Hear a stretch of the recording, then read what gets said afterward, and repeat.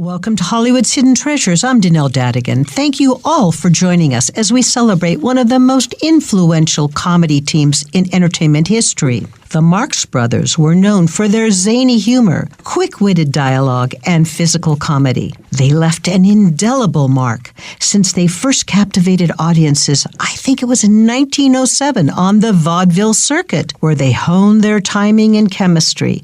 And in 1925, they became stars on Broadway with their stage hit, The Coconuts, reprised and first seen as one of the first talkie films that screened in a theater in 1929. We all remember the zany Marx Brothers films filled with madcap adventures. Some of my favorite Marx Brother films: Duck Soup, The Night at the Opera, Room Service, Monkey Business, Horse Feathers, A Day at the Races, and the list continues. Can you believe some of these films were first seen in darkened theaters across the nation almost a century ago? That's kind of hard to imagine when you think about it. The Hollywood Museum and the historic Max Factor building is thrilled to announce the opening of our newest exhibit. We'll be opening on Friday, July 18th. Legends of Laughter, The Marx Brothers. You know, each of the brothers developed a distinct comedic persona. The eldest son of the Marx Brothers troupe, Chico, played the piano. He was a schemer with a mock Italian accent who always enjoyed a game of pinochle. He had a smile on his face and a lady. Chico was beloved for his musical talent and clever wordplay. Then came Harpo, the silent and mischievous clown who never spoke, relied on slapstick, horn-honking antics, harp solos to steal every scene. And he did. Then there was the middle son, Groucho, with his grease paint mustache. I wonder if he visited the Max Factor building for them. Cigar, and famously fast-talking sarcasm. Groucho became a cultural icon, making audiences laugh for almost 7 decades. Yes, count them, 7 decades. And let's remember his radio and early television classic comedy quiz show with his unforgettable guest interviews, You Bet Your Life, that everybody tuned in to watch. The next to the youngest son was Gummo, the first brother to take to the stage and the first brother to leave the act. Gummo never appeared in a Marx Brother film, but played the important behind-the-scene role as the agent and manager of the Marx Brothers. And the youngest son, Zeppo, the handsome straight man on stage, who, according to his brothers, was considered the funniest of them all. Is that true, Steve? We'll get into that later. Okay. That was Steve Stoliar. Yes, I stole your purse. I got it right, didn't I? That's good. If you're wondering who Steve is, well, I'll just give you a little hint. He was actually the personal assistant and archivist to Groucho Marx in his later years all the way until his passing and after. Yeah, last 3 years of his life. Wow.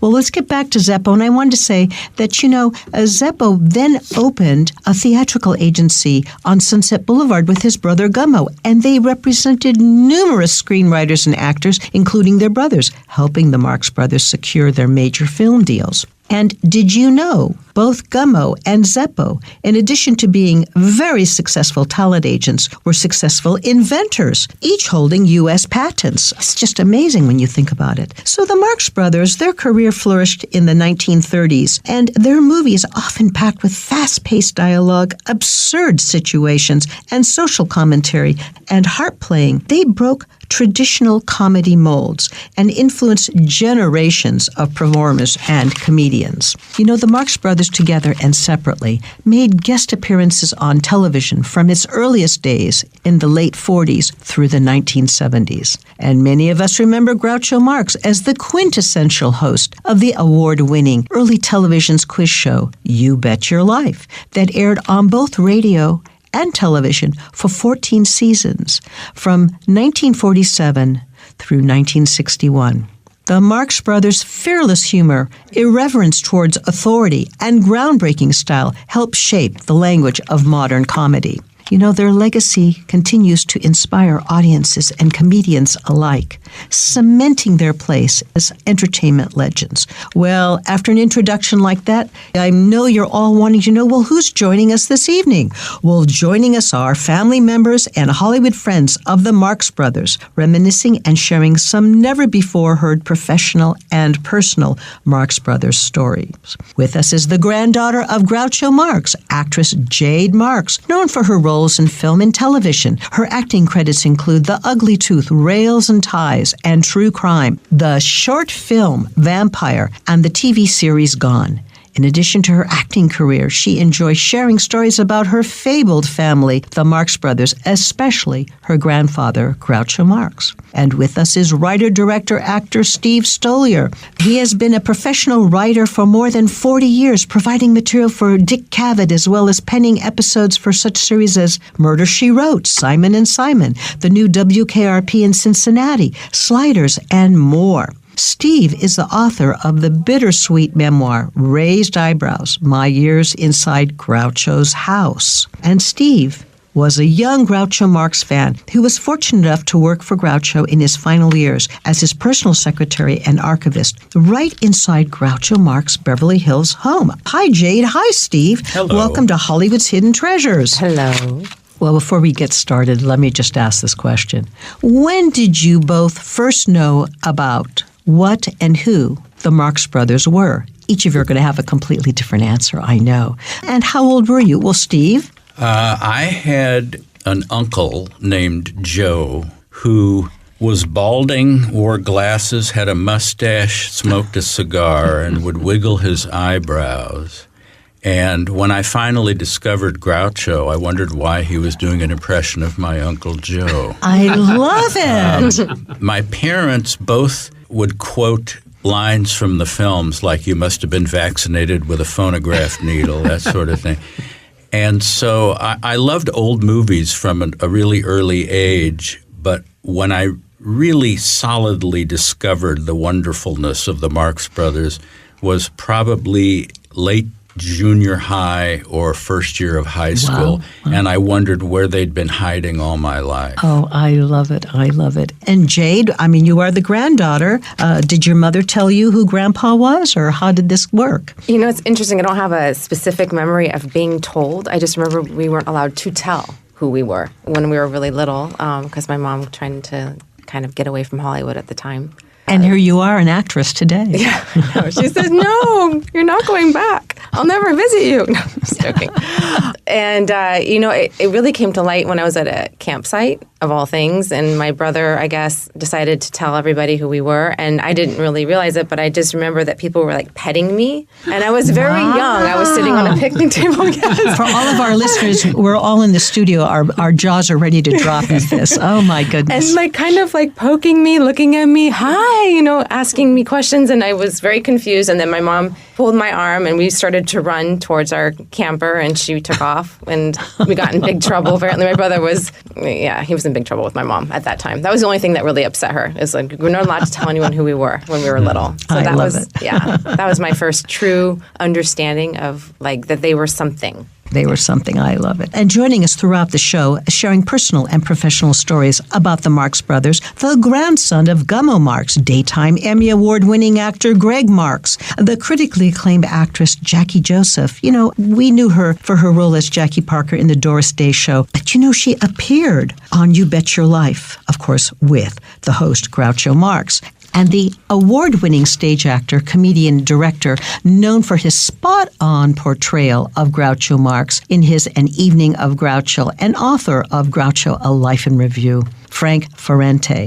And our special exhibit coordinator for the Hollywood Museum's newest exhibition, Legends of Laughter, the Marx Brothers, our friend Bob Satterfield. And joining them is the adopted son of Harpo Marx and actress Susan Fleming, the critically acclaimed pianist, arranger, and composer Bill Marx. Bill was the last living person to have worked professionally with all three of the Marx Brothers, Harpo, Chico, and Groucho. Well, with us today, of course, in studio is our Hollywood Museum's Director Director of Operations, Steve Nickelmo. We're in for a lot of fun hearing about the most iconic comedy team ever, most likely. I think so, Steve. I think so. And our Hollywood Museum's publicist, Roger Neal. Good evening. I think it's going to be an awesome show. I do too. Well, Roger, why don't you tell everyone how they can learn more about the Hollywood Museum? Well, you can go on our website at thehollywoodmuseum.com or follow us on social media at the Hollywood Museum, or come on down in person to 1660 North Highland Avenue in Hollywood. And we look forward to welcoming you, our listeners, for an enjoyable day celebrating your favorite films and TV shows at Hollywood's official museum, the Hollywood Museum, showcasing 10,000 real showbiz treasures, spotlighting more than 100 years of Hollywood's entertainment history from its humble beginnings till today. And, of course, our newest special exhibition, Legends of Laughter, the Marx Brothers.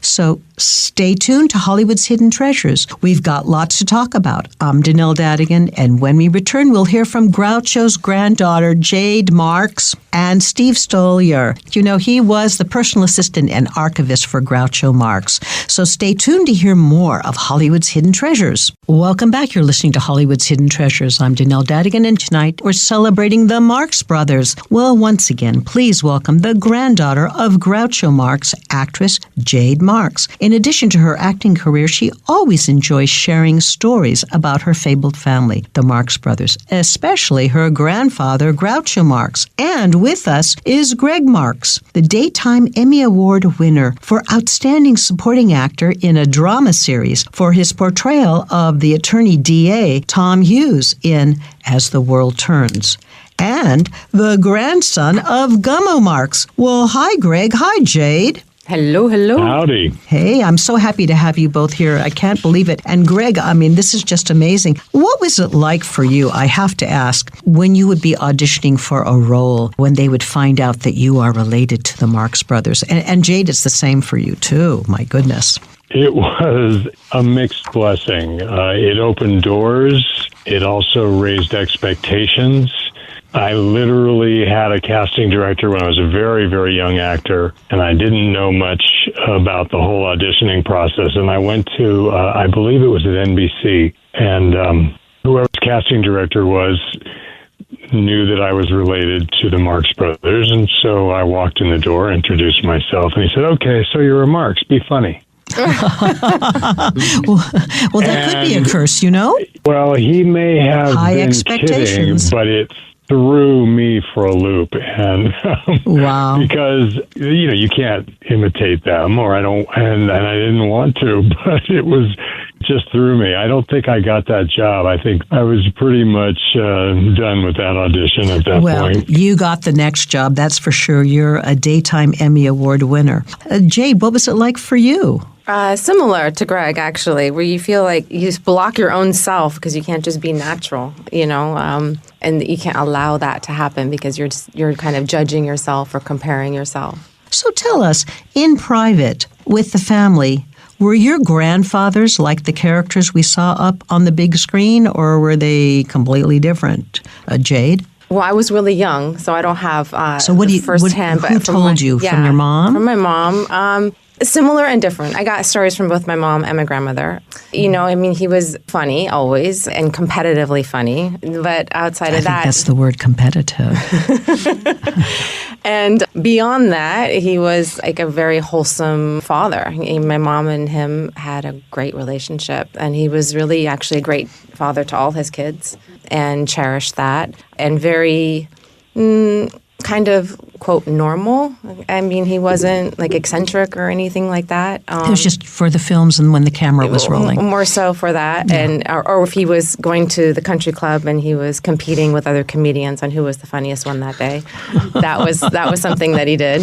But he was just naturally funny. He bought an inclinator. Do you know what an inclinator is? No.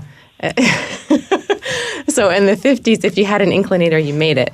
And it basically was just like a tiny box on the side of a staircase that you pushed a button and you sat in, and it took you up the staircase. Mm-hmm. Well, it went extremely slow. He had one of those. And it went so slow that he would read the entire newspaper for one flight of stairs while my mom would run up and down the stairs right next to him, and said he was going to get his money's worth. I love it. Well, Gregg, what stories did you hear about your grandfather? My grandfather was on stage with them in vaudeville But when they went into film, as you had mentioned, he became an agent and was working behind the scenes. And your dad was also an inventor. Yeah, and my experience of my grandfather was that he was a very shy man. He was very quiet. He used to give me the cigar bands, those little paper cigar bands from his cigars. But he was not a particularly effusive guy. He was kind of quiet. And I don't know if that's because he had brothers who were so crazy and wild that he sort of let them take center stage. And it's always different, and I'm sure Jade will concur with this.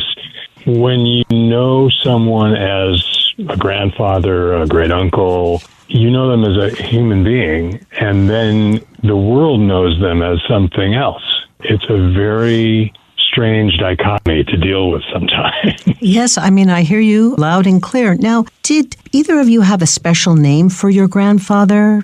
Besides calling him Grandpa, did you have a special name? We really just said Grouch. That was just... Wow. That Grouch, yeah. Not Groucho, just Grouch. Grouch. And Gregg? I was shocked when I realized those weren't their real names when I found out as a kid. I thought, wait a minute, I keep calling him Gummo and his name is Milton? Oh, that is so funny. Well, when did you realize your grandfathers were comedy legends? I mean, when did that finally dawn on you? Was it through what your parents told you or friends told you, or you just happened to have found it out? How did it come about? For me personally, it Jade, was... yes. Yeah, for me it was... It's interesting because it was kind of backwards. I wasn't allowed to talk about it, but I didn't really understand it because I was really young. I remember when I was around 5, my mom left to go to L.A., the place she was never going to go back to go to a court case that was happening. And she said, she's going to be on the news and it's a big deal. And I realized it was bigger than just your average trip. Over time, when I would break the rule and tell people who I was and then see their reaction, that kind of affirmed, oh, this means something, this is a big deal.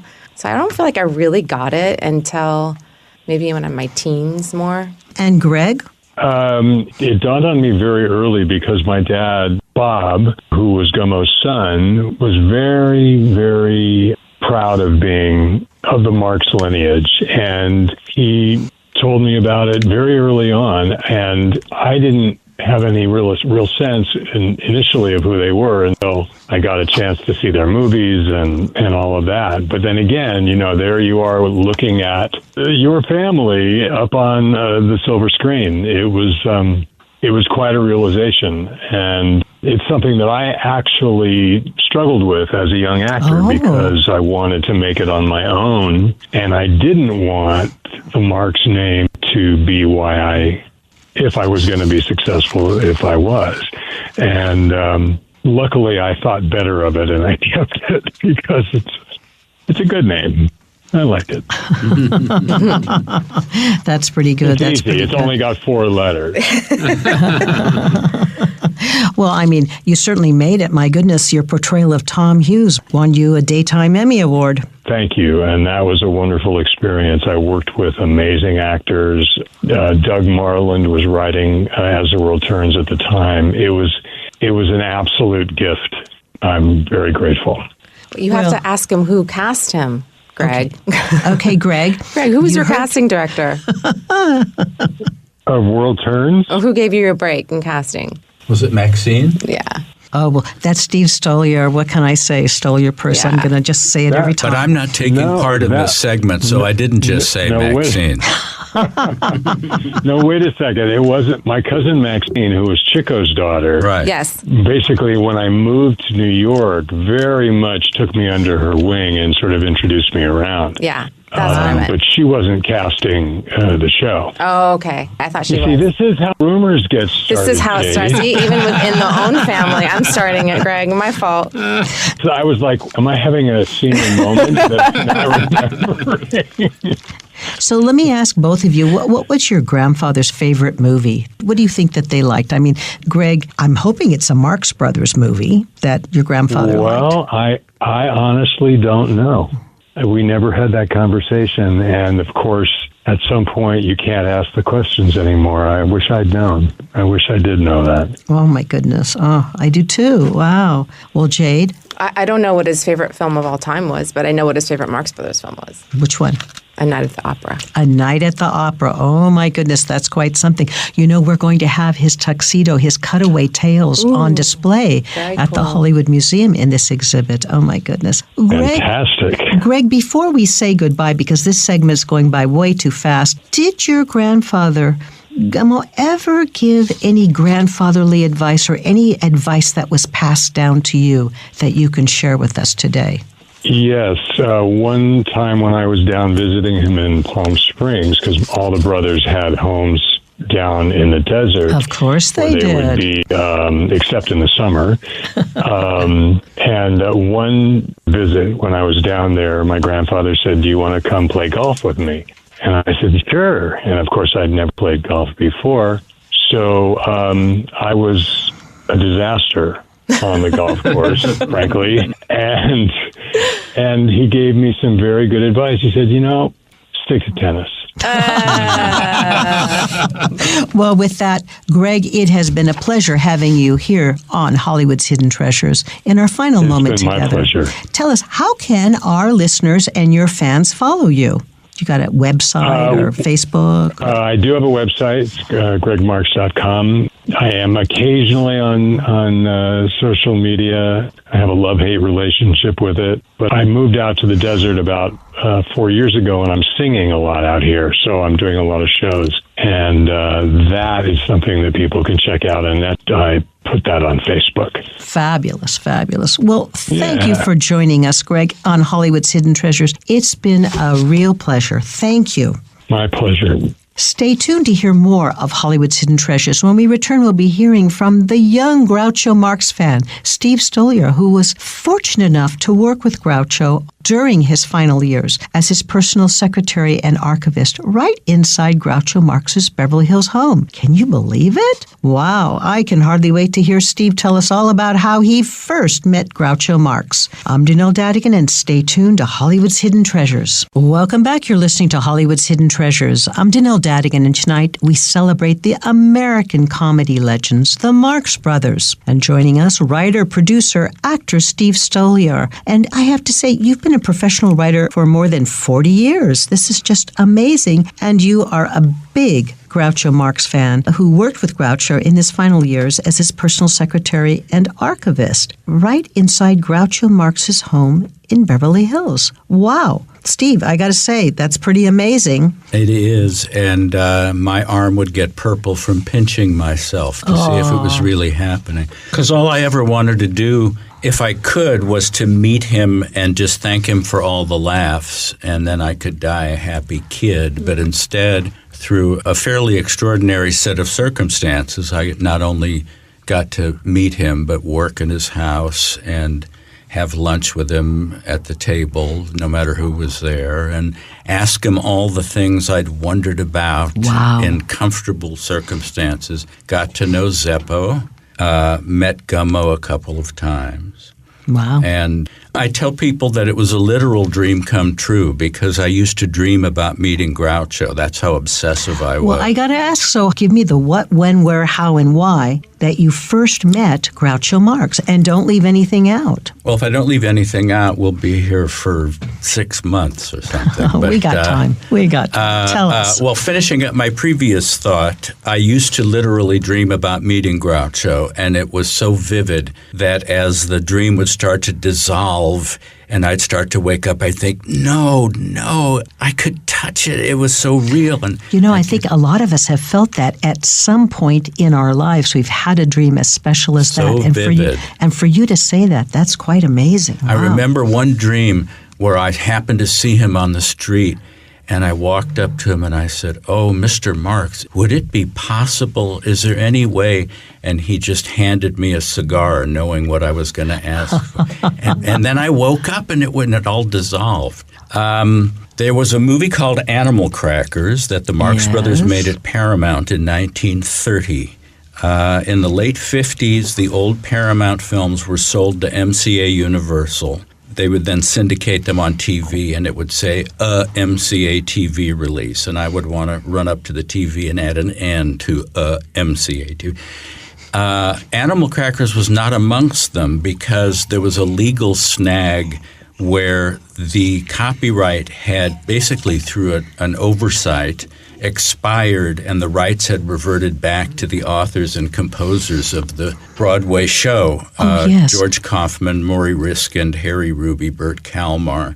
So Universal had the film, but they couldn't do anything with it, and they didn't think there was any reason to spend good money to untangle the legal morass just to bring out an old black and white Marx Brothers movie. But my friends and I were fanatical Marx Brothers fans, and it was this Of course you were. It was this great lost, we'd heard about it, and he played Captain Spaulding, and it's the one with I Shot an Elephant in My Pajamas and all this. And they were playing it. I didn't know it at the time, but it was a bootleg illegal print that was showing at a revival house in Orange County. Wow. So all of my friends got into a car in the middle of the 1973 gas crisis and drove all the way down and watched this murky print. And me, in my naivete, I thought, I wonder if Groucho knows it's there. Maybe he hasn't seen it in years. And I knew he wasn't in the phone book, but I knew from nosing through the Beverly Hills phone book that Harry Ruby was. Harry was one of Groucho's oldest friends going back to vaudeville. Wow. Composer of Who's Sorry Now and I Want to Be Loved by You, Boop Boop. That's a great connection. That's fabulous. And I called, and luckily he didn't answer. There was a nurse that answered and took my phone number down. If he had answered, none of what transpired would have. And she said, I'll tell Mr. Ruby. And then on New Year's Day of 74, my phone rang, and it was Harry Ruby, which was the greatest thrill of my life up till then, because this man, his name rolls by in the credits of their funniest movies, and he's a friend of my idol. And so he said, I'll be sure and tell Grouch. So I'm just going to interrupt. I hope that everyone heard that Groucho Marx is your idol. It's I was amazing. A fanatic. All I wanted to do was meet him. It really accelerated in high school and then into college. I did get to see him in 72 at the Dorothy Chandler Pavilion when he was doing his one-man show. Yes. And I remember applauding so hard that my hands stung the next morning. Oh, but I wow. wanted the vibrations of my hands to reach his eardrums because I knew for a fact I would never meet him. Oh. And then in the parking garage of the Dorothy Chandler Pavilion, I saw Zeppo, whom I recognized from recent photos, and I thought, I'll never meet Groucho, but damn it, I'm going to meet Zeppo Marx. And he was with a years younger blonde. Of course. Of course. And I went up and I said, excuse me, Mr. Marx, I just wanted to tell you how much I enjoyed you in your movies. And he said, you weren't enjoying me, you were enjoying my brothers. And I thought, I'm so glad I was reprimanded by Zeppo Marx. Put that on your resume, yes. My goodness. Oh, it gets better. Anyway, after getting a call from Harry Ruby, I get a call from Erin Fleming, who was the controversial and mentally unbalanced woman in charge of Groucho's life in his last years. And I knew who she was because newspapers and magazines and stuff all talked about this young woman in Groucho's life. So, again, it was a thrill for me because I'm getting closer to the man. Yes. And, in fact, when she was on the phone with me, I said, before you hang up, there's something I've always wondered. Some of the sources say Groucho was born in 1895 and some say 1890. Which is it? And she says, Groucho, when were you born? And in the background I hear, October 2nd, 1890. Oh, my gosh, you heard Groucho Marx's voice. She said, did you hear? And I said, yes. But she was upset that I had seen Animal Crackers because she said, how are you able to see that? It's illegal. They shouldn't have been. It was like I was getting this third degree from this woman. I was trying to do this gesture of maybe he'd like to see it, and she wants to know, how did you know what? Then she wanted to take me to Universal to meet Sid Sheinberg, the president, and say, this kid drove all the way to Anaheim and gas crunch to see Animal I remember Crackers. when we stood in line for those gas wars. Right. My goodness. And if your license plate was odd or even. Yes, that's coming back now. Yes. Yeah. anyway, that morphed into my idea, rather than just bringing me, to start a petition drive at UCLA, where I was a history student, and put pressure on Universal to re-release Animal Crackers. So Aaron arranged for Groucho to come to UCLA in February of '74, and my heart was jumping out of my shirt. And I said, Groucho, I am very happy to be meeting you after all this time. And he said, well, you should be. And Aaron Fleming said, this is Steve Stoliar. He's the one trying to get Animal Crackers re-released. And Groucho said, well, so did you get it? And I said, no, but we're working on it. He said, well, you better or I'll fire you. And I said, I didn't realize I was working for you. How much are you paying me? And he said, a little less than nothing. And I thought, I can't believe it. I'm just chatting and, And holding your own, by the way. Trying to make sense if I could.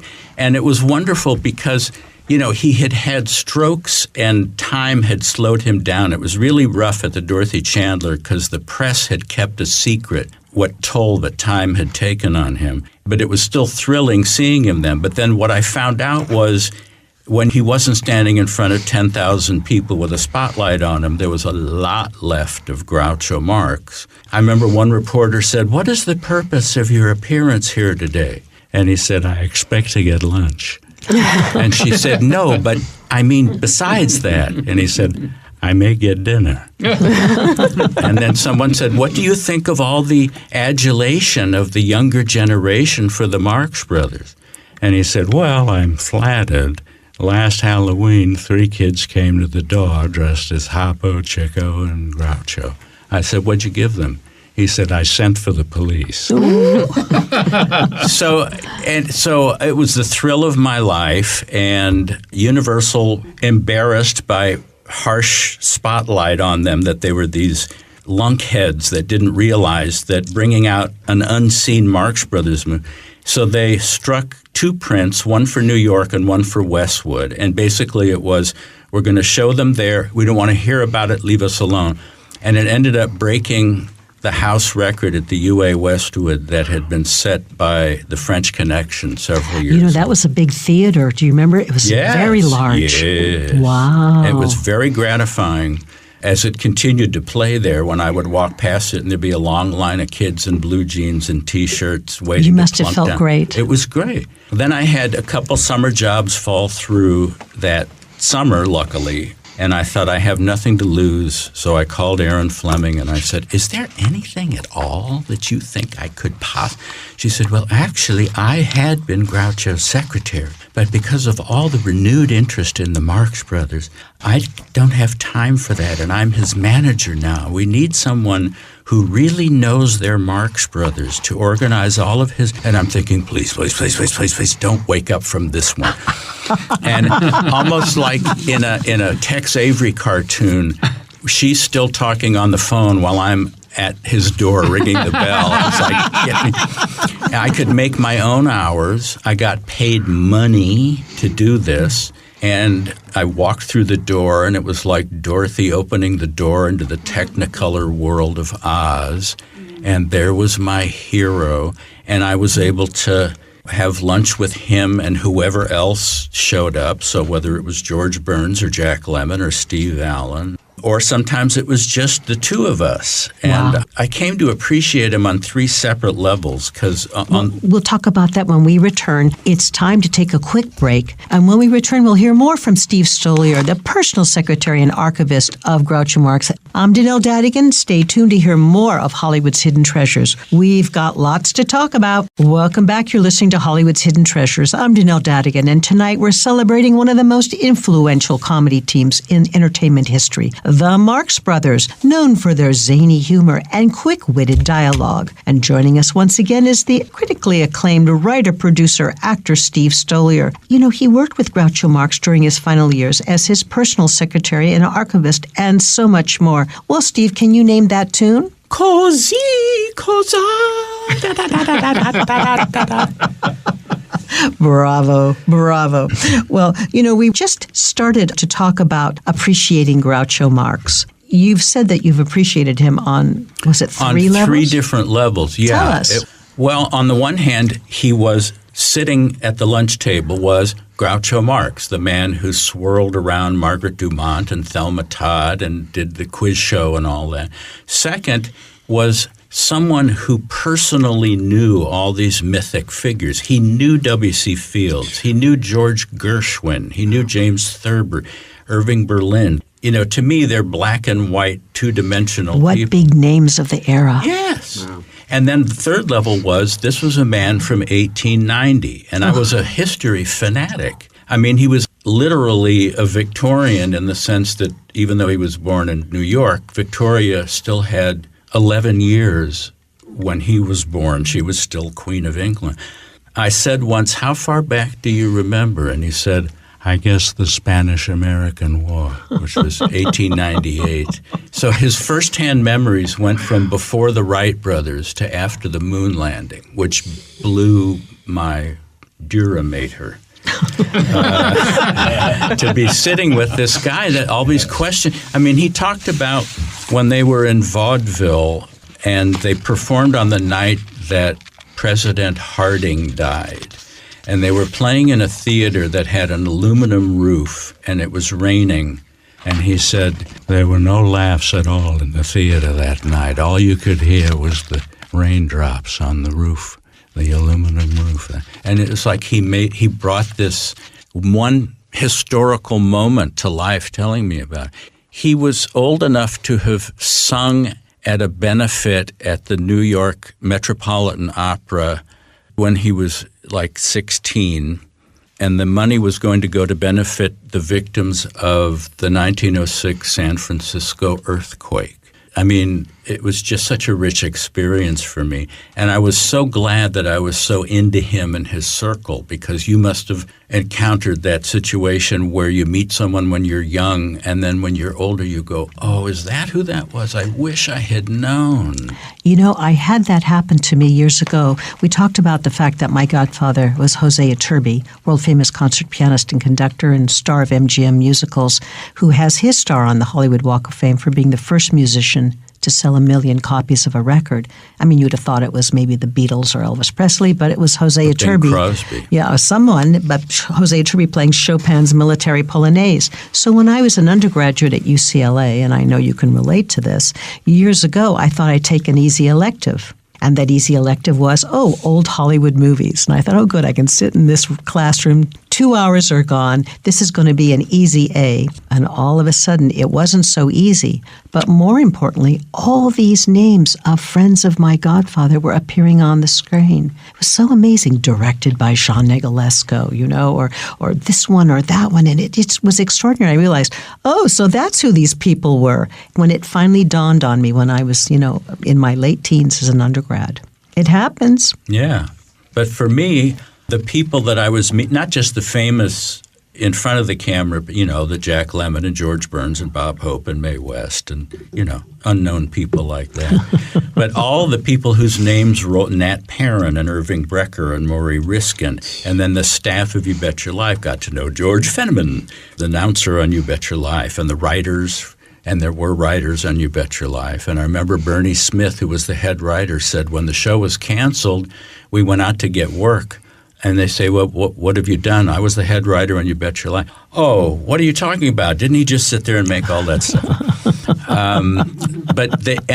Did they really say that to you? I mean, is that what you heard? No, but is that what you heard? Is that what they really said? They had trouble getting work because the concept was he did it. You just plunked him down and he was hysterical for 30 minutes with commercials.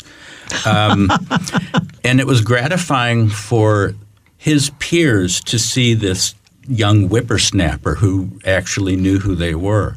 And then it's like one of the most gratifying things was Groucho called me into his bedroom once and he peeled off a $20 bill and he said, go down to Tower and get me some records. That would be Tower Records on Sunset Strip. And he said, you know what I like.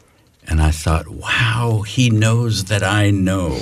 I never stopped being the fan. I always had one foot on the outside when the Starline tours would stop. I never took for granted how fortunate I was to be inside the house because I remained a Marx Brother Groucho fan. Well, I think that says a lot. You know, when you think about it, you were this fan before you met Groucho.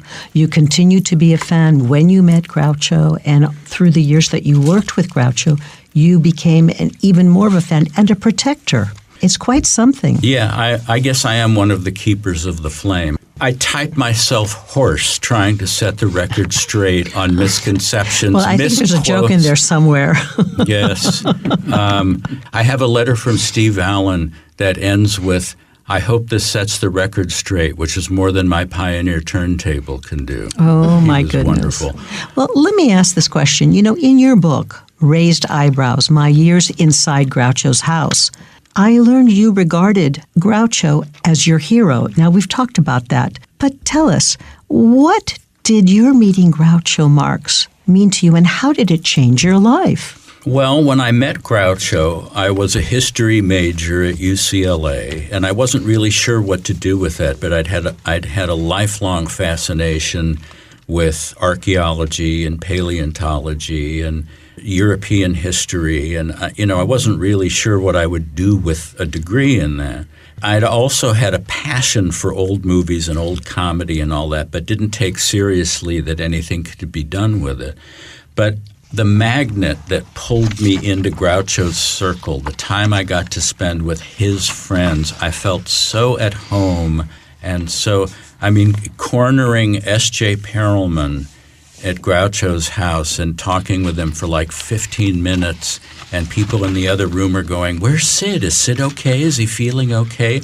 And he's asking me about what I want to do and advising me to write plays because you have more control as a writer than you do. It's like, oh my God, these guys are talking. So it really, and I ended up changing to motion picture television major, although my degree didn't even entitle me to a discount at the UA West. But I did. Could we have gotten that in those days?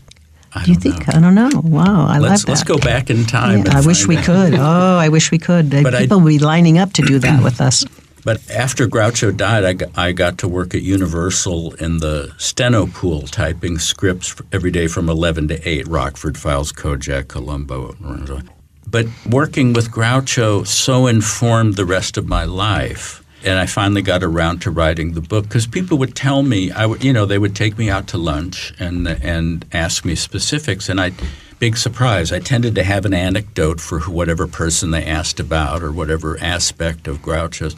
And they would say, "You should write a book about it." And I'd say, I was only there towards the end and, not the halcyon days. And I thought maybe I have like an article for Vanity Fair or Esquire if I can pick some of the better anecdotes. So, and I just sat down, the archaeologist in me, to recreate chronologically how meeting him, getting the job, who I worked with. But you do realize, you mentioned the word halcyon, you do realize that during those halcyon days, there was no time for you to have sat down with Groucho or for Groucho to have spoken with you. Well, I wasn't born. Well, okay, that in itself is very important. There's but that. Additionally, Groucho was so busy, and finally he had that time to spend and chit-chat with you and recount those days. And that's what's so important. You are the keeper now. There are a lot of anecdotes in the book that weren't in print before I wrote it, and a lot of Grouchoisms, because often reporters would come to interview him, and when he would say something insulting, it somehow never made it into the articles they wrote about him. But I would go into the next room and jot things down. So you would have reporters, one of them said, "Groucho, what are you doing with your time?" And he said, "I'm wasting it talking to you." And you got to appreciate that. Another guy, Groucho said, "What do you like to do?" And the guy said, "I like to cook, play backgammon, and dance." And Groucho said, "Not at the same time." And this other guy said, "How has movie making changed since the days when you and your brothers were making movies?" And Groucho said, "They didn't used to have toilets near the sound stages, but all that has changed now." And the guy said, "Oh, really? How?" And Groucho said, "People don't piss anymore." It's like, What do you think? They now have restrooms near the soundstage. Well, on that note, let me say stay tuned to hear more of Hollywood's hidden treasures. When we come back, we'll hear from Steve Stoliar, the personal secretary and archivist of Groucho Marx. And, I have to just say, this has just been extraordinary. I can hardly wait for this commercial break to be completed so we can come back and hear more from Steve Stoliar. We've got lots to talk about. Welcome back. You're listening to Hollywood's Hidden Treasures, and I'm Donelle Dadigan, and tonight we celebrate the Marx Brothers, Groucho, Harpo, Chico, Zeppo, and Gummo, one of the most influential comedy teams in entertainment history. So let's continue our conversation with Steve Stoliar, the critically acclaimed writer for The Dick Cavett Show, Murder, She Wrote, and so much more. Steve was... I want to know which critics have acclaimed me. I want their names and Social Security. This is Steve Stoliar. Well, after the show, I'll give you a list. Okay. I think it's kind of exciting. We can go visit them together. Yes. We'll knock on their door. Forest Lawn. You said it. Well, as you can see, in addition to being a great comedian, Steve was fortunate enough to work with Groucho during his final years as his personal secretary and archivist. And joining us once again is the granddaughter of Groucho Marx, actress Jade Marx, who enjoys sharing stories about her fabled family, especially her grandfather, Groucho Marx. Well, welcome back. It's Thank great to you. be here. Thanks. Well, do you want to name that tune? I thought it was Hosea Taby. Oh, you're so sweet. Well, it was Rachmaninoff's Prelude, in C-sharp minor. That much I know. Steve, please share with our listeners. You started already by sharing with us several of your favorite examples of Groucho's quick-witted dialogue and humor. But were these from his public and professional appearances or one-on-one with you years later, the ones that you shared with us? Oh, one-on-one, because the mechanism that made him Groucho was still there despite the health setbacks. He used to enjoy when I would bring him the Hollywood trade papers, that even though he wasn't that involved in it, he liked to keep up on what was going on. So he came to the lunch table one day and he said, "Wonderful mail you brought me today. Nothing but requests for money." And I said, "You got a variety, didn't you?" And he said, "Yes, a variety of requests for money." So again, you hand him the line and he twists it and hands it back. One Christmas, he got a tin of candied almonds from Portland Allen, who was comedian Fred Allen's widow. And as he walked past my room at the house, he said, "Be sure and send Portland one of my Christmas cards." And I said, "Don't you want to say anything personal?" And he said, "Well, tell her thanks for the nuts. Hope you're the same." So that was just, and it was there until... It was just natural. on his deathbed, when he was drifting in and out of lucidity, not making a lot of sense most of the time, the nurse woke him up and he said, "What do you want?" And she said, "I want to see if you have a temperature." And he said, "Don't be silly. Everyone has a temperature." And he went back to sleep. It was still there at the end. It's so interesting. How do I keep going from there? But Steve, you touched on Zeppo, and I wanted to ask you, did you ever meet Zeppo? Well, my initial meeting was the aforementioned snubbing in the Dorothy Chandler, where he said, "You weren't enjoying me, you were enjoying my brothers." So I was hesitant to meet him again because I thought, if he's that surly, I don't know. And he was coming up from Palm Springs to have dinner at Groucho's. And Aaron Fleming said, "Why don't you stay and meet Zeppo?" And I said, "Well, I have a date." And she said, "Bring her." And I thought, oh, that's good, because the girl I was dating was unflappable, and I thought, this will flap her. So I picked her up. She said, "Where are we going?" And I said, "It's a little out-of-the-way place." And I turned from Sunset up Hillcrest, and she said, "I know where we're going. I don't want to go there." I said, "Well, we're going there." She was young and attractive, blonde, and Zeppo was sort of enchanted with her. And I remember once he said, "You and Linda ought to visit me in Palm Springs, Steve." And I said, I don't know. I was there when I was about 8 and it was sweltering. And he said, "Well, when were you there? During the summer?" And I said, "Yeah." He said, Well, you know, Steve, it's also cold in Alaska during the winter. So we ended up breaking up, and I had bought a couple of original stills of Groucho and Zeppo that I wanted them to sign. So I sent the photos to Zeppo in Palm Springs with a cover letter saying, Linda and I have broken up, so in case you have advice for the lovelorn, I know you've been around. His wife, Barbara, had recently left him for Sinatra. So the phone rings. Steve, Zeppo, Marx. Is this a bad time? No. Listen, I got the photos, and I'll sign those. God, I was good looking back then. Listen, I don't want to step on your toes. So if this is at all awkward, what is it? Do you think Linda would go out with me? Wow. And I thought, I don't believe this. I'm asking for advice, and he wants to hit. And I thought, I said, well, I know she enjoyed me, because if this is at all uncomfortable, the last thing in the world I would want to do, Steve. No, let me. So I called her up. And she was also kind of intrigued just at the absurdity. You know, she was 19, I was 20, and he was 74. Well, there you go. So they went out once. I just have to say, Wayman, our engineer, he is beside himself in the booth. Oh, good. Well, we'll let him finish the story.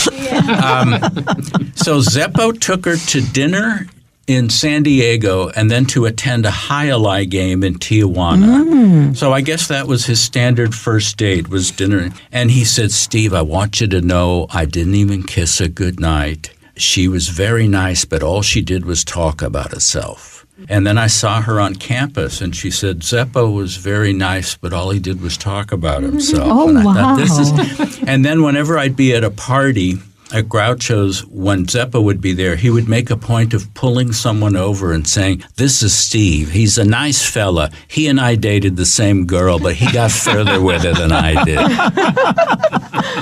And then, but here's a real rarity. It's a Gummo anecdote. You know, how many of those are there? But Zeppo and Gummo came up from Palm Springs to dinner once, and I was there for that. Groucho had a tall, young, slender, blonde cook named Robin. And Zeppo... Is that typecasting? Is that how it worked? Or She was good. I liked her a lot. Zeppo came out of the kitchen and sat down. He said, Robin says she'll marry me, but I don't know, I think she's too tall for me. And Groucho said, well, what part of it do you want? And Zeppo said, I'll take as high up as I can reach. Ooh. And Gummo said, what do you want with her feet? And I remember thinking, this is what they're like in their latter years. What must it have been like when Groucho, Harpo, Chico, and Zeppo were at the height of their powers sitting around the table? So there's my Gummo. I also asked for Gummo's autograph, but didn't have anything interesting to sign, just an index card. So he said, you know, if this were at the bottom of a check, it might actually be worth something. I love it. Well, I got to ask now, listening to all of this, Jade, did your mother ever take you to meet any of her uncles, the Marx brothers? No. Well, that was an easy answer. No. That did not happen. We went to see my grandfather, but no. I mean, at that point, Zeppo was left. Zeppo and Gummo. And but Gummo. They were in Palm Springs. Yeah. Did you ever go? No, I didn't. I mean, I have stories of my great uncles, but I never met them. Or I don't remember meeting them if I did. So I'd have to ask her if I met them. But And did you ever remember visiting your grandfather at his home in Beverly Hills? I have a memory, and I explained that to my mom, and she said, yeah, that's what it was. And my brother has more memories, of course, because he's a bit older than me. But yeah, I just have a memory of him being older and being held by him. But when my brother, were you there when we were there? I know your mother played the violin, didn't she? She did. She played that for Groucho. Well, we heard it first on the Hollywood's Hidden Treasures. Your mom played violin. She did. You could have a whole chamber orchestra between all the There instruments was a that lot the of Marx family music. played. I recently saw a photograph of Chico at the piano, Harpo at the harp, and Gummo playing the clarinet. I played the clarinet too. I played the clarinet Did too. you? And the violin and the piano. Oh, I think And Roger played the clarinet too. And your mom plays mandolin now. She does. So she had, unfortunately, she was in a little car accident in Los Angeles, and it gave her whiplash and bothered her neck. When we moved up to where I grew up, Northern California, she used to teach violin, and she used to teach ballet, actually. And then that injury really bothered her neck, so she couldn't really move it. And then she shifted to mandolin. Apparently the strings, the fingering is the same for a violin as it is a mandolin. But on top of that, her grandmother would have been Minnie's mom, I believe, played the mandolin. So there was history there. Oh, my goodness. Well, it's time to take a break, so stay tuned to hear more of Hollywood's hidden treasures. I'm Donelle Dadigan, and when we return, we'll be speaking with award-winning stage actor, comedian, and director Frank Ferrante. You know, for the past 35-plus years, Frank has performed his show, An Evening with Groucho, and is known for his spot-on portrayal of Groucho Marx. And the Hollywood Museum in the historic Max Factor building special exhibition coordinator for our newest exhibit, Legends of Laughter, the Marx Brothers, and it opens on what date? To the public on Friday, July 18th. Perfect. And say hello to our friend Bob Satterfield. And when we return, we'll hear more about Frank's phenomenal delivery of some of Groucho Marx's most famous lines. Welcome back. You're listening to Hollywood's Hidden Treasures. And joining us this evening is the award-winning stage actor, comedian, and director, Frank Ferrante. You know, for the last 35-plus years, Frank has performed in his show, An Evening with Groucho, and is known for his spot-on portrayal of Groucho Marx. And he is the author of Groucho, A Life in Review. And joining us is our special exhibition coordinator for the Hollywood Museum's newest exhibition, Legends of Laughter, the Marx Brothers, our friend Bob Satterfield. Well, hey, Frank. Hi, Bob. Hey there. Hi, thanks for having me on. Absolutely. I'm so excited to have you both. This is going to be so much fun. Well, Frank, can you deliver, as you do in your long-running show, An Evening with Groucho, some of Groucho's most famous lines? Well, perhaps the most famous one is... One morning, I shot an elephant in my pajamas. How we got in my pajamas, I don't know. That may be his most famous. And, of course, I love the ones he does with the society matron, Margaret Dumont. I can see her right now in the kitchen bending over a hot stove, but I can't see the stove. Come, say the word or never see me again. I'll meet you tonight under the moon. I can see it now, just you and the moon. You wear a necktie, so I'll know you. Why don't you beat her? They're going to tear you down and put up an office building where you're standing. You can leave in a taxi. If you can't leave in a taxi, you can leave in a huff. If that's too soon, you can leave in a minute and a huff. You get the idea.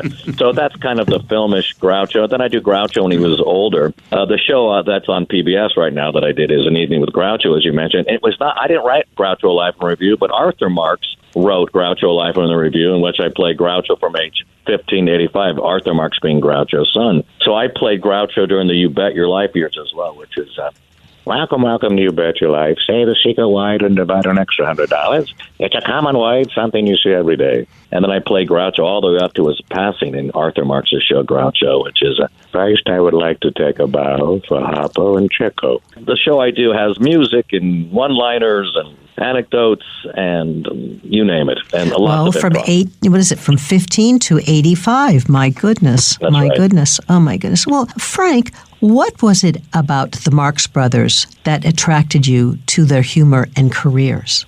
Well, I like the fact that they were so bold and so irreverent. I discovered the Marx Brothers when I saw A Day at the Races, their film, on television when I was 9 years old. Wow. And I couldn't believe what they were doing, what they were saying. It was so impudent, and it just exhilarated me. And I wanted to behave in that chaotic, free manner that the Marx Brothers did. You know, I was taught by nuns in school, and I wanted to treat the nuns the way Groucho treated everybody in those movies. So, how did that go for you? Not great. But, you know, actually the teachers, they became quite indulgent, and I started doing sketches, and it got me into theater. And I've done many roles and direct plays, but that role has been a constant in my life, thankfully, from the time I was hired by Groucho Marx's son Arthur to play his father back when I was 22 years old. Wow. And 40 years later, I'm still able to share Groucho's style and legacy with audiences internationally. So that's quite a thrill. And it's so wonderful to see that humor, still affect younger audiences. I can only imagine. Well, Frank, you have worked so hard, and you are the ultimate Groucho for our generation now. Even though if I do the math, I know how old you are. But you have this great live representation of Groucho Marx. Tell us about the enduring legacy of the Marx Brothers and why they continue to influence multiple generations of fans. Well, I think, again, it harkens back to their irreverence. Groucho and the Marx Brothers were always tearing down big business and big government and high society, and they were the little guys taking down the big guys. And I think that will always be appealing. They were also, for me, no one was better than Groucho in terms of verbal and physical humor, the combination. He was so obviously witty and caustic and brash, and yet he could dance and he could twirl his legs and he could do that funny walk. I think funny is funny. I'm fortunate to share this humor, like as I mentioned, with younger audiences who don't even know who he is, and in some cases, this is an introduction for these younger audiences. And their eyes are bugged out. They can't believe someone has been given permission to behave this way without any polite approach. And I think, how do you describe genius? You had three performers who perfectly complemented each other in their styles and performed for decades. Groucho had a 72-year career from the time he was 14 up until his passing. Wow. And they had all these opportunities to hone it on stage and on radio and in film. And, it was a remarkable career. For sure. Now, Bob, we're talking about Groucho, but Bob, we have met and we have done several exhibitions together, always about the fabulous comedians from the 20s, the 30s, and the 40s together. So I got to ask this question. I know you've met a host of celebrities from Hollywood's glorious past. Did you ever meet any of the Marx Brothers? Yes, I did, actually. I had mailed Groucho 4 of his books for him to sign. Of course, I wrote him first and asked if it was okay to send them, and I got a response from somebody that said, yes, go ahead and do so. I need to tell you that Steve is raising his hand here in the studio. He must have been. I would have been the likeliest culprit to have answered your fan letter. I'm assuming this was in the mid-70s? Yes, it would be about 75. Yeah. Well, I thank you for writing me back, because I sent the books in, and it was a long time. It was for me, it was a long time, like 3 weeks or so. And I happened to be in Hollywood to see James Whitmore's one-man show of Will Rogers at the Mark Taper with my best friend, and we got in town early, and I said, let's drive by Groucho's house just for the heck of it. And I thought, I got his address on the maps to the movie star's home, so not all of those addresses were bad, and this was a good one. And so we drove by, and we parked out in front, and my friend kind of coaxed me and said, well, why don't you go up to the door? And I said, let's see, So we sheepishly walked up to the door and knocked on it a couple of times, and the maid came to the door and said, Senor Groucho, no home. And I said, okay, well, thank you. And looking through the doorway, they had a beautiful picture of all 5 of the Marx Brothers as they looked at that time, and that was enough made me excited that I went ahead and did this. But when I turned around, the car pulled up, and out jumps, well, not really jumps, but out comes Groucho. Wow! He says, what can I do for you fellers? And I explained about the book, and he turned to Aaron Fleming, who was the driver and the secretary, and I don't know what her official title was, and said, do you know anything about that? And she said, yes, we just mailed them off to him yesterday, so you should get them soon.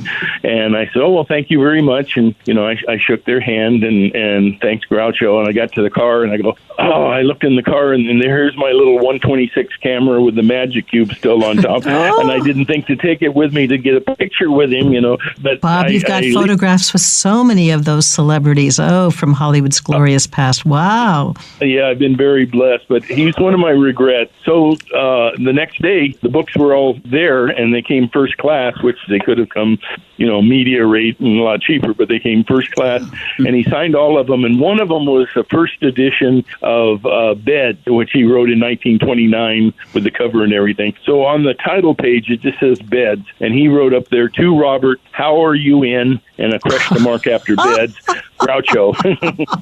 Oh, that is so funny. Oh, my goodness.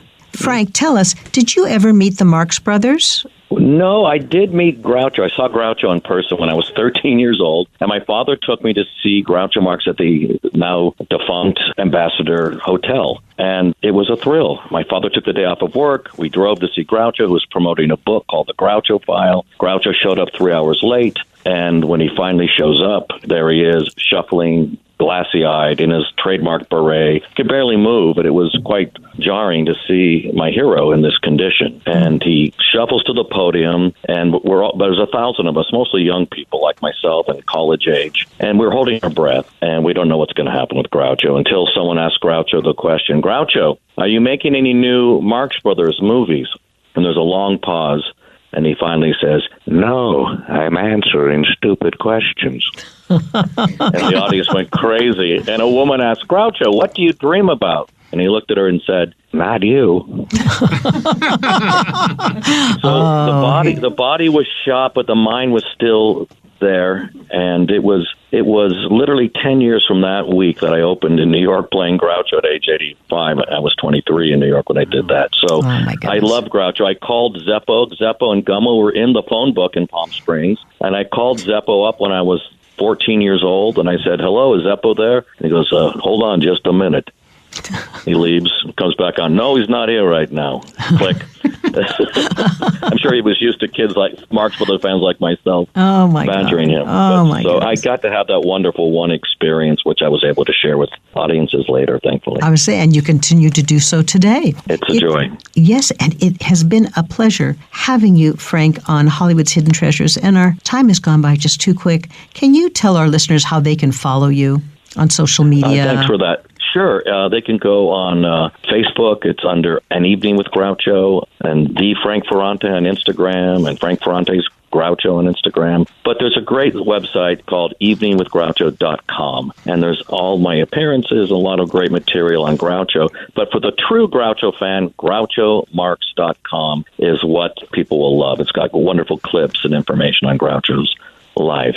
Thank you for joining us, Frank, on Hollywood's Hidden Treasures. Absolutely. It's been a real pleasure. To the exhibit. Yes, and so are we. Oh, my goodness. Well, it's time to take a quick break, and when we return, we'll be speaking with the critically acclaimed pianist, arranger, and composer, Bill Marx, son of Harpo Marx. Oh, my goodness. And the critically acclaimed actress, Jackie Joseph, who appeared as a contestant on You Bet Your Life with the Emmy Award-winning wisecracking host, Groucho Marx. Stay tuned to hear more of Hollywood's Hidden Treasures. Welcome back. You're listening to Hollywood's Hidden Treasures. I'm Donelle Dadigan, and we are celebrating the Marx Brothers, Groucho, Harpo, Chico, and Zeppo, and Gummo. Oh my goodness, one of the most influential comedy teams in entertainment history. They're known for their zany humor and quick-witted dialogue.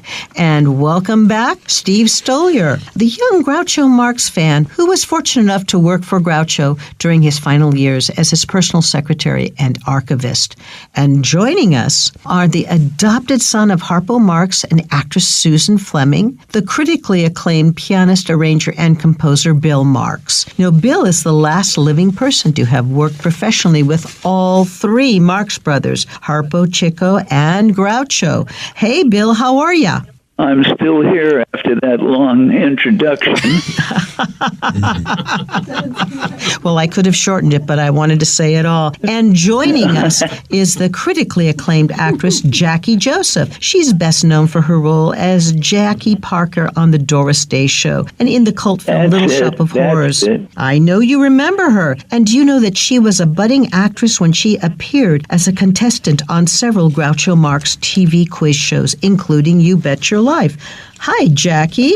Hi, I'm so thrilled to be with you, Donelle, and also Mr. Marx. What a pleasure, and thank you for your family. Oh, my goodness. This is so exciting. And, listening in is our special exhibit coordinator for the Hollywood Museum's newest exhibit, Legends of Laughter, the Marx Brothers. And, Roger, when is that opening? Friday, July 18th. All right. Well, let's just jump right into it. Steve, I understand there's a story about Groucho.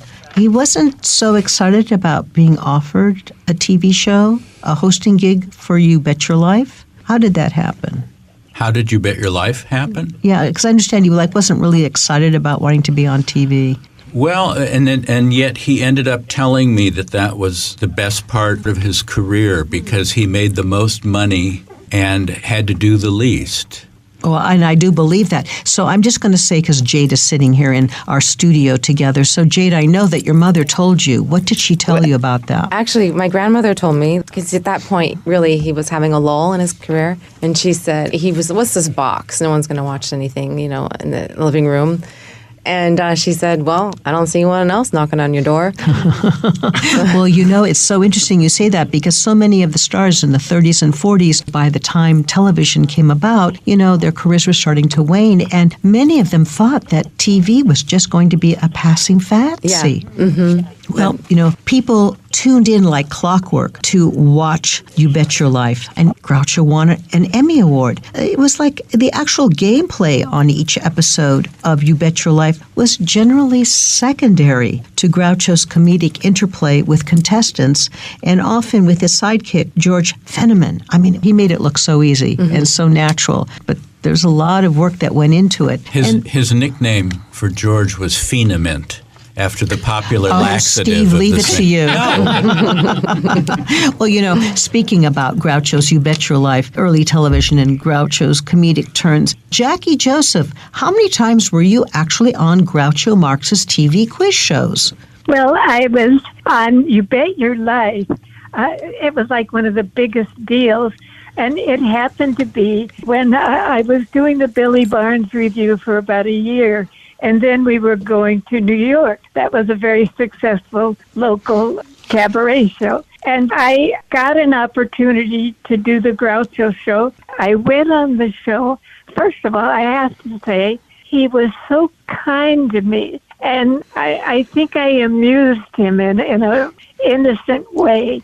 Because I could see you, Jackie, doing that, yes, in an innocent way, yes. Yes, and I was so excited. And, we work with a partner when you're on that show. And my partner was a man who was famous for walking around the world backwards. Oh, wow. Which didn't give him any time to really think of anything to be a smart person. Anyway, me and this strange man were there, and we had such an enjoyable, of course, it's because I had such a weird life. At that time, my mother had chinchillas, and he thought that was funny. And he thought my name was funny because my real name was Sammy. And he just played with everything that was weird about me. And of course, I had so much weird, it gave him a lot of material. But it was a thrill for me, and people have really enjoyed that show, even if I didn't win. I remember I turned to my partner, who was standing still at the moment, not walking backwards, and I finally said, help me. He never tried to give an answer. And it just happened that I just didn't know the last question. And anyway, I hadn't seen him for a while, and years gone by, and suddenly I was doing Little Mary Sunshine, yes, the musical in Hollywood. My husband then at the time was also playing with me. And after the show, there was a knock on my door. Can you imagine opening the door and there's Groucho Marx? I was just dumbfounded. So he knocked on your dressing room door with his daughter? He came to the door after the show, and he brought his daughter, who it was very sweet, the thought of him taking his daughter to a musical. it was a very funny musical, and he liked us so much that he was doing his second quiz show at the time, which was certainly not as great as You Bet Your Life, but he had Ken and I on, and we did that would be your ex-husband Ken Berry, the actor Ken Berry, yes, from F Troop. And we were very excited to do that. I bet you were. Quiz show, and I just happened to know all the questions, and so we won all we could. And I think he really managed to get us on because he came to see us in the theater. It was so personal. You really felt that he enjoyed you and cared about you. Oh, how sweet. It was. People think of him as a big, silly man, which, of course, he was. But he had a very sweet heart and kindness that I don't know if everyone had an opportunity to see that. I know that our listeners are so enjoying your remembrances about Groucho Marx. And thank you, Jackie, for sharing them with us today. Thank you for joining us here on Hollywood's Hidden Treasures. You're so welcome. Now, Bill, you are a professional musician, a performer in your own right, and critically acclaimed. You are a pianist, arranger, and composer, and the son of Harpo Marx. So tell us, as a performer, in his character Harpo, he was not verbal, but as a father, did your dad talk much around the house? He left most of the talking to my mother, Susan Fleming Marx, who was an actress who hated show business, but did very well for herself, being spurred constantly by her mother to be in show business because her little Susie was a very pretty lady. And when it came to being married, which is something that my dad didn't want forever, he wanted to be a confirmed bachelor. My mother lassoed him, and from then on, she did most of the talking for Harpo. And he was very quiet, but when he had something to say, you listened. Wow. Because he was a man of a very normal person in a very abnormal world. We talk about today's world. Well, we've always had a very strange understanding of what the world is really all about. He was absolutely a wonderful man who had a total understanding of who he was and what humanity was really all about. And if I'm elected mayor, I'm going to recuse myself. Spoken like a true Marx brother. What can I say? Bill, you worked with your dad, Harpo. Share with our listeners what it was that you did. And was he easy or hard to work with? My mother and my father taught me something that I never had in my life. I still don't. It's called confidence. They had great confidence in me from the time they took me home and made me a part of the Marx family. I never thought I could do anything, but my dad said, "Oh yeah, you can do that. I know you can. I want you to do my props for me from now on." When I was 12 years old, I'm probably the last vertical vaudevillian you'll ever talk to, because I've worked with Dad on the London Palladium stage. Wow. And by the time I was 16, I was his arranger conductor, and subsequently did 2 albums for a thing called Mercury Records. If anybody is old enough to remember what records are all about. Steve Stoliar in studio is raising his hand. He remembers. He remembers Mercury Records. Incidentally, if I may digress just for a second, I wanted to just tell Jackie that the Billy Barnes Review, it was a haunt for me, and that's where I saw Jackie Joseph. The Billy Barnes Review produced a number of really wonderful actors and actresses in the 50s, Joanne Worley, and a lot of people that went on Laugh-In at that time, but I just wanted to pass that on to let her know that I still care, okay? Oh, that is so sweet of you. Thank you. I have to tell you that I loved your father. I never met him, but he was such a genius and had just such a sweet attitude in his silence. He never looked mad. He was a wonderful man. I don't know anybody that I've ever talked to that had a discouraging word about my dad. He gave me such confidence. He had me do things that I really never thought I would do, and I would do it, and he would be proud of me, and I'd be proud of myself for just getting through it, you know? Well, we have to take a break right now, and when we return, we'll be speaking with Bill Marx, Jade Marx, Steve Stoliar, and Bob Satterfield. Our guests have so much more to say about their personal experiences with America's legendary comedy team, the Marx Brothers. Stay tuned to hear more of Hollywood's Hidden Treasures. Welcome back to Hollywood's Hidden Treasures. We are listening to the wonderful celebration of the Marx Brothers, Groucho, Harpo, Chico, Zeppo, and Gummo, one of the most influential comedy teams in entertainment history. Joining us once again, the son of Harpo Marx and actress Susan Fleming, critically acclaimed pianist, arranger, and composer Bill Marx, and Groucho's personal assistant and archivist who's got so many stories. Oh my goodness, we may have to have another afternoon with this. My goodness. The writer, producer, and actor Steve Stoliar. Groucho's granddaughter, Jade Marx, and the special exhibit coordinator for the Hollywood Museum's newest exhibition, Legends of Laughter, the Marx Brothers, our friend Bob Satterfield. Well, hi, Bill. Hi, Jade. Hi, Steve. Hi, Bob. Hi. Hello. Hey. Hello.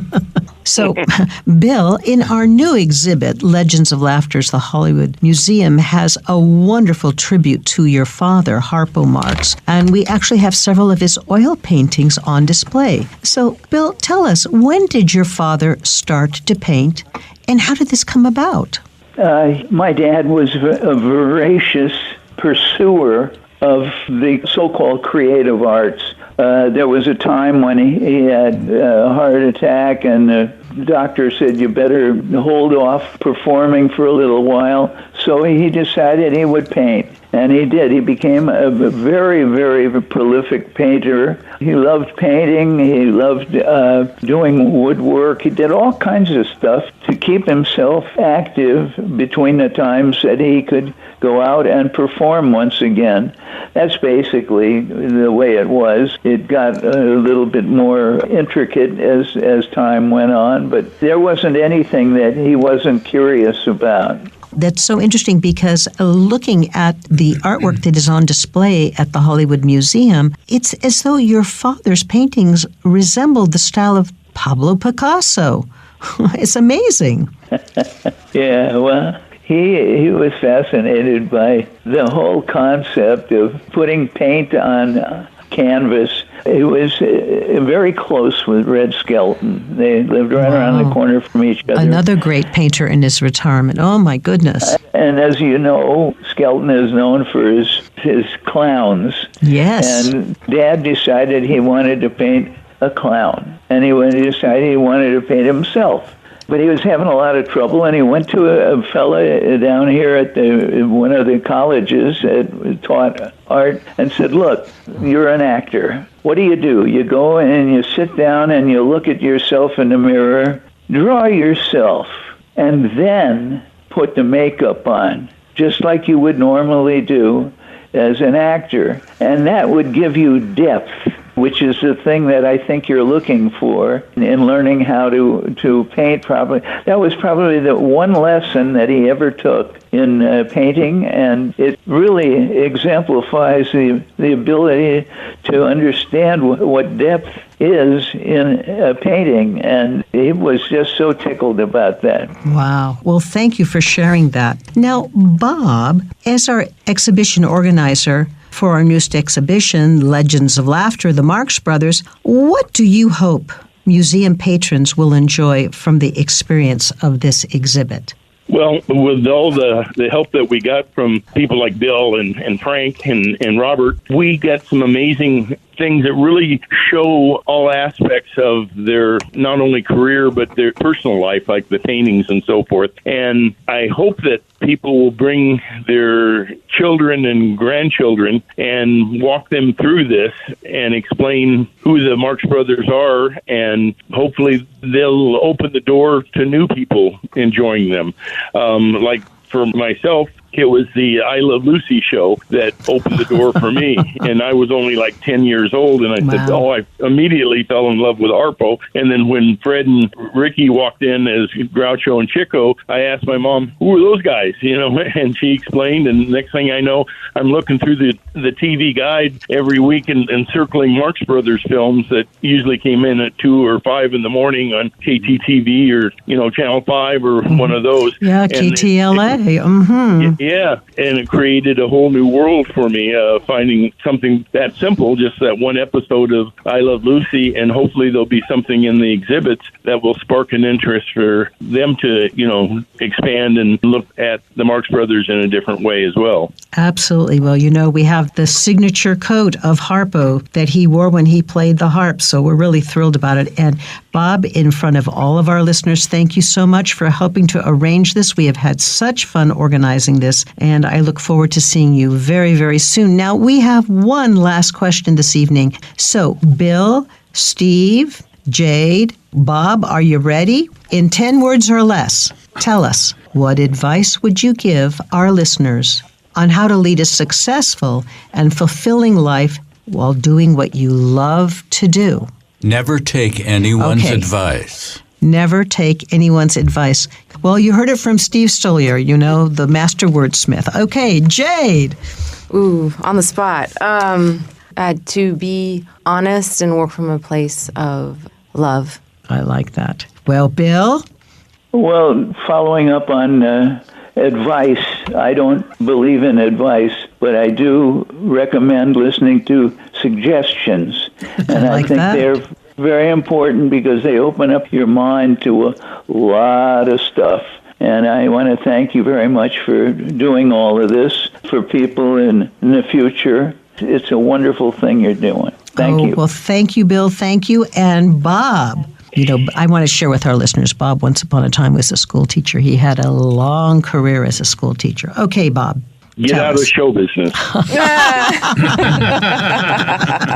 And I have a couple of extra words. If you don't, have a plan B. That's right. Oh, well, Jade is raising her hand as a good girl should do in school. So, Jade? Well, one thing that my mom told me that Grouch always gave her, his advice, his one gem of life advice, was to walk the middle path. Walk the middle path. I think that is brilliant. I truly do. Groucho's advice to me was not to get married until I was at least 30. And? I got married when I was 38. All right. So you paid attention. Took his advice. Can I tell a Bill story quickly? Okay, you can tell a Bill story quickly. Hi, Bill. Mr. Stoliar Hello, here. Hello, I'm a big fan of yours on Facebook. Big fan. Oh, thank you.